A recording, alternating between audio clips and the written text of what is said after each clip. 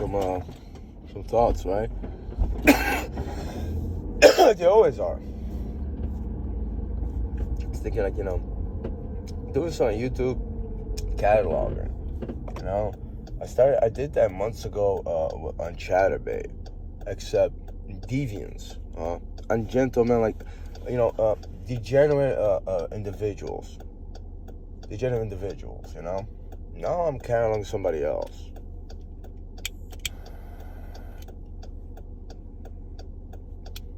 But it's really not, I don't want to discuss or talk about how, I'm doing that. It's, it's irrelevant for this video, this vlog video, but how it's also like, a sentiment like, man, if I fucking, if I didn't get messed around with, fuck with, if I got a college degree, I wanted to do psychology in 99, I had was my first semester and second semester, I took Psychology 101. The second semester, I took Psychology 102. Psychology 102 is really when it started getting interesting, the conversation, the work, I didn't do it, I dropped out.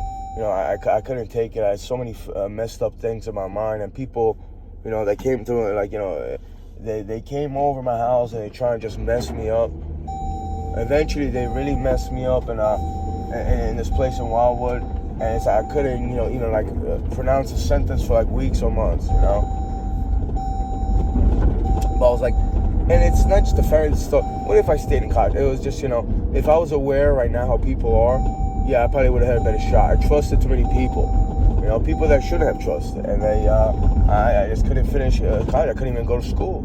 I was just disturbed by a lot of stuff. But if I would have stayed with it, I would have been a psychologist. A counselor, I would have worked with people that have poor coping skills, that don't understand, the world around them or people around them, or they need to resolve their issues in their minds, in their lives, and their psychology, and that translates into behavior in their lives. People that actually are suffering and they need guidance.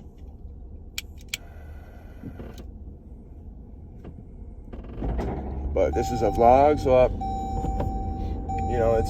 keeping it as a vlog. Someone, I was thinking that mental contact, and they just DEA. Like I didn't see it. It resonated in my mind like DEA, like that's Drug Enforcement Agency. Like I would not want to be that. If I would take it like as far as law enforcement, I'll probably be like FBI or maybe U.S. Marshal. Or I would be like I don't know if I would be on the ground FBI agent if I did that. Not that I'm strong enough. I would do a lot of research. I'd probably do like an office paperwork, or even on my own self. Go after like the sociopaths, psychopaths, degenerates out there, like the real monsters they are. But underneath though, it's like I don't think I would even do that. I'd much rather be like a psychologist. Whether work for somebody and have patience, or eventually, maybe I had a dream to save my money, have my own rehabilitation center, but also, it's not a theory. A lot of people that have substance abuse problems, like I had, not so much right now. It's a poor coping mechanism, that I drink beer, that alcohol relieves stress and anxiety, a lot of sadness. It's an upper. People do drugs, I believe, a lot of times. The ones I met, they just, they need to cope with stuff. When I was grieving for my cat, the first thing I rushed home is I need to get drunk. I need to drink. And I cried, but it's like, I didn't want to be sober. I didn't want to be sober that day.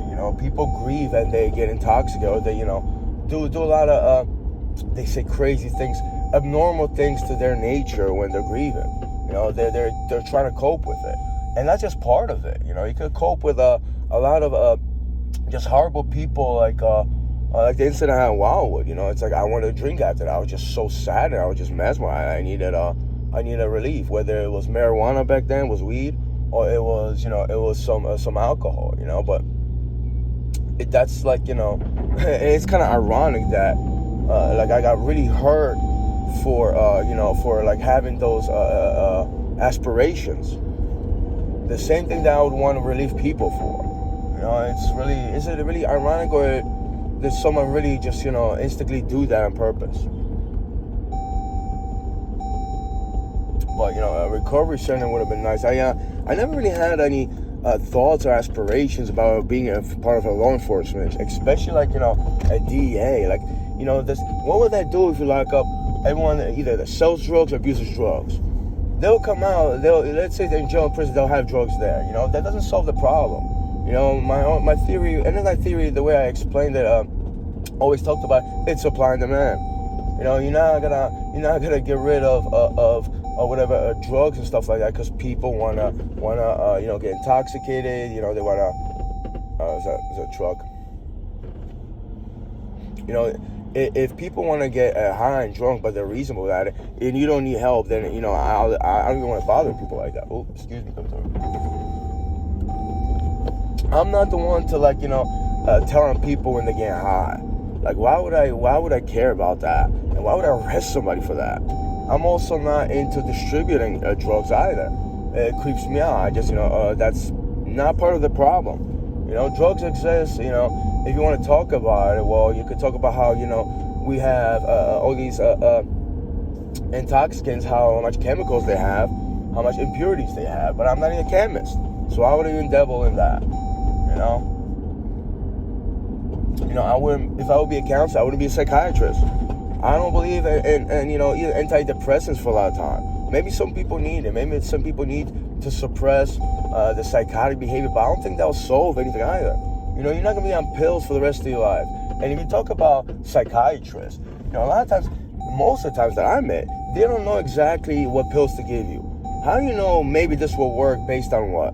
When you talk to me for 10, 15, 20, 30 minutes? I think they're just taking a guess. Some pills are chemicals that will work. Other ones, you have to come back in like 2 months, and they'll try something else. So I want to be a psychiatrist. I think that, I say it's a sham. They're just very negligent. They're negligent to people's minds and overall their well-being. A psychologist is someone, who actually is a counselor, and they discuss it with you. At least that's how I see it. And I'm pretty sure, I don't know if they could prescribe meds as well, but I wanted to be the guy that figures people out, and I hear your words and I figure out, well, that's probably your problem, you should work on that, don't focus on this and the other thing. There's a lot. I don't know if there's people that could be actually reach or help, but there's also a lot of people that they don't want people to heal, including myself. A lot of people, they don't want me to resolve my issues, whatever issues. They don't want me to have a job. They're like, they'll be like, oh, people, drink a beer. They want me to be subdued and suppressed. Right now I'm getting 2 beers. I'm not even craving it. I just need to release some stress. I'm chill with 2 beers. They're like under 5%. So I'll get a little tipsy, and it's like, I don't have the craving or the urge for it. It's another thing. It's my theory. Maybe I'm wrong, but I used to wake up every day, and it was like 9 a.m. It's like I was at the liquor store. If I couldn't get an item, I was just frustrated, and it's like I was just angry. I overcame that long time ago. And so it's like, I don't label myself an alcoholic.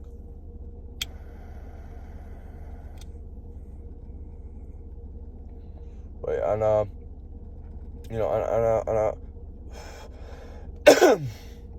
a level of career, who knows? Who knows if like right now I could probably do the same thing, but I just end up with a lot of people that want to take advantage of me and treat everything as like a joke in a game. So on that theory, like if I just stayed in school, I probably still would have got messed around with, and it would have ended up better. I just it saddens me and worries me that I wasn't too much aware how cruel and empathetic people really were, especially in my life.